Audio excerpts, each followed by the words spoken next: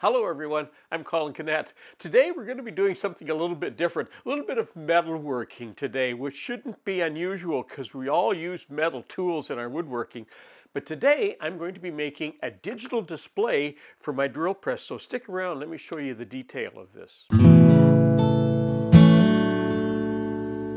So the purpose for this project today is because I'm often making jigs, and when I'm making jigs I'm often using T-nuts, and there's a T-nut, you're all familiar with those, or I'm using nuts or bolts sometimes, and many of them need to have a pocket hole made so that the surface of this is below where my machine or where wood might be going, so it's not going to catch.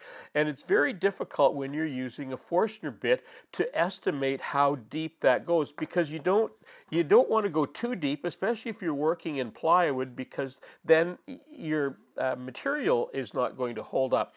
But I'm also using bolts, and you can see here these are bolt heads, and there's the bolts through with wing nuts on that side. And again, they need to be sunk down to a certain depth so that wood or material or another machine part is not going to catch in them. So today, that's what I'm going to do, is make a digital display so I know exactly how deep my Forstner bits are going. Now, to make this jig, I'm going to be using this Digital Caliper. I picked this up at Princess Auto. It was on sale for, I think, around $12 or so. And the way it works, so it comes with a spare battery, and there's also a battery in it as well. And the way it works is when you turn it on, you get a digital reading that, of course, moves back and forth. But look, you can zero this at any point and then sort of measure from there. And that's going to be perfect for what I'm going to do. Let me give you a quick overview of what my drill press is. So this side I have the lever that moves it up and down. On mine, this is the stop. So if I want to make certain length, certain depth stops, and I want to set that, that's the mechanism that does that on my drill press. On most drill presses, there's a couple of bars, or one bar over here with some nuts on that you can change up and down and do that. Mine has a little different mechanism. Now this round thing on this side, this is the spring that brings the chuck back up. So you never want to break that, because that's really important. Now, what my plan is this. Here's how I have this working, is I'm going to use this, and the way I can do that is if this is stable, if this part here where my thumb is stable, and I can move this part up and down, let me turn that on so you can see that. I can move that up and down like that to any depth, and it's very accurate. So this part here is going to be held, and because I can zero this thing anywhere, I can put different size bits in or different lengths, and it's still very accurate because I can zero it anywhere and make my depth from wherever that is. So that's what my plan is today. And where I'm going from is this collar here. I have this collar on this one, and because it moves up and down, if I fasten the bottom of this to this collar, so I need to make a mechanism to do that, then the other part of this needs to be fixed up here. So this part can't move, and this one will be affixed to the collar. So pretty simple system, but getting to there is going to be a bit more of a challenge. So the first thing I'm going to need to do is to put this, just sort of hold this where I think this is going to need to fit. So it needs to be clear of the top up here. It needs to be sort of right in line with that. And the bottom of that will need to sit sort of there or lower. And that needs to be just about 2 inches.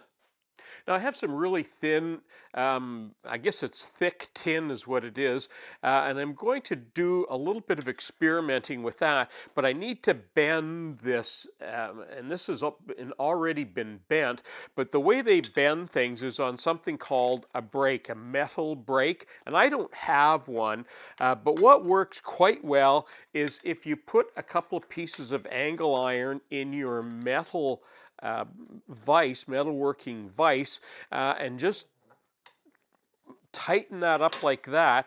Then if you bend that over, and in my case, I'm going to hammer it down a little bit, and that will give me a nice straight angle like that. So that's the method I'm going to be using, and I'm going to do a little bit of experimenting to start off with, because I'm not quite sure how this is going to work. So I'm going to do that, and then we'll get doing some other bending and cutting. Well, I used some of that thinner material, and I made kind of a template just to kind of get a start here somewhere to see where I was at. So this is the fixed part. This is where the sort of the, I guess that's going to be the bottom of this caliper is going to be affixed to this, and then the lower part will be on this collar down here.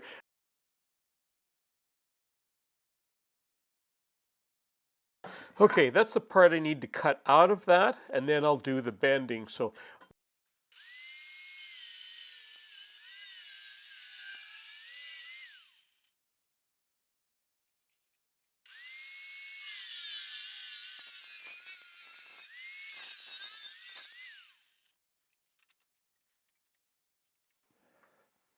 okay, I've marked where my angle needs to be, so I'm just going to clamp that in there, and it's not all that critical. I'm going to need to hammer that to get that over because this metal's a little thicker than I thought. Now I'm also going to bring it back a little bit because I think it's going to be a little bit of an angle. So, okay. All right, that should look good. Now, some of you with sharp eyes are going to say you're not wearing your glasses, and that's because when I'm grinding metal or working with metal, I like to wear these wraparounds. They just give a little bit more protection, especially when there's metal chips that might be bouncing around. So that's why I'm not wearing these all the time.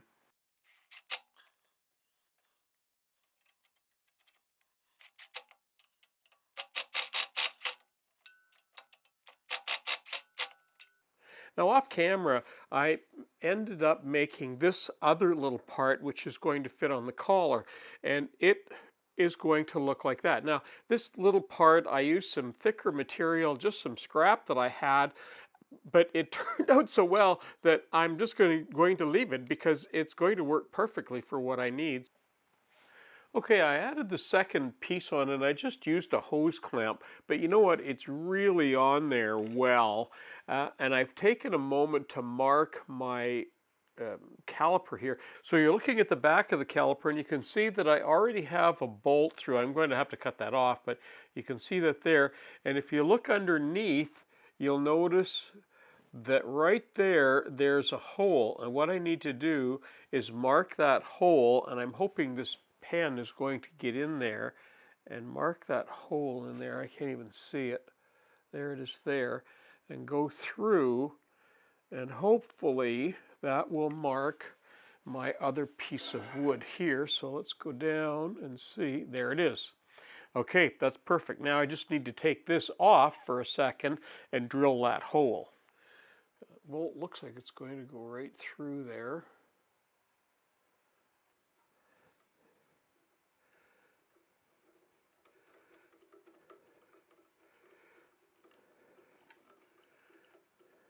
Okay, let's try this out. And there's the nut that I want to make a hole for below the surface of this wood. And it's a little more than a 1/4 inch. I'm going to try it at about 0.27 and see how that works out. So the way this works, we turn the gauge on, put the Forstner bit, just touch it to the flat side. Now we hit 0. There's 0. Now when we go up, it goes into minus, and that's fine. And now when we turn it on, watch that go to 0.27.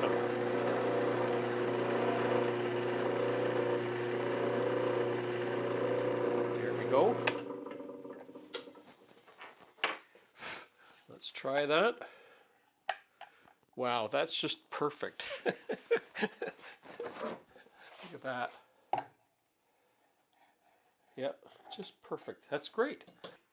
Well, that concludes my video on making the digital display for my drill press. I have to say, I am super happy with that. That works really well. I don't know how long the little plastic is going to last, but I'm going to use it as long as I can. If I have to, I'll replace it with a better quality one that actually has metal in there. But I'm going to try this and see how long it lasts for 12 bucks or whatever it cost me for this. It's accurate and it's working just fine. So I'm Colin Cadet for Woodwork Web. Thanks for watching.